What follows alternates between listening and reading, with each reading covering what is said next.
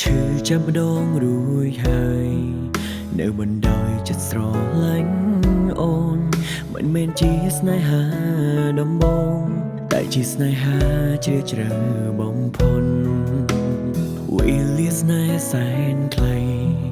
តែមានន័យសម្រាប់ជីវិតមិនអាចគេចពីអ្វីដែលជាការពិតដែលស្រឡាញ់អូនសូបានស្នេហ៍ស្រាប់តែរលាយឬរីករាយស្រាប់តែបាត់បង់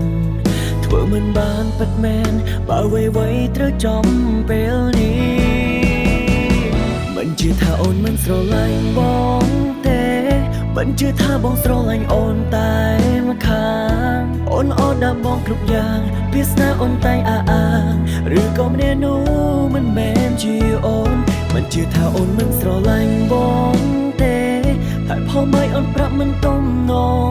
បើបិណ្ឌដូចសមនៃអូនរឿងកន្លងអូនសមនៃខំស្នេហ៍ដឹងបង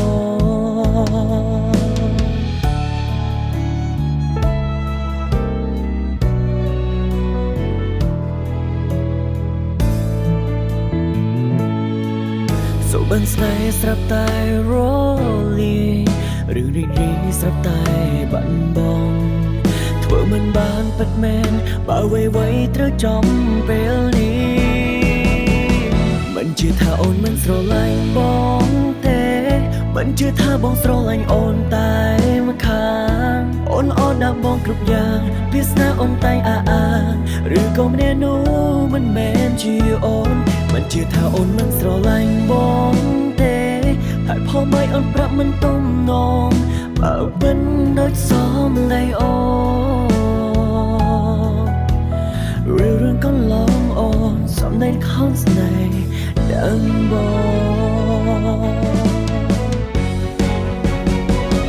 មិនជឿថាអូនមិនស្រឡាញ់បងទេមិនជឿថាបងស្នេហ៍តែម្ខាងអូនល្អដាក់បងគ្រប់យ៉ាងពីស្នេហ៍អូនតែងអះអាង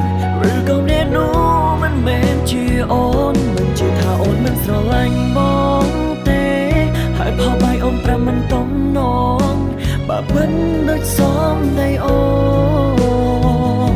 ន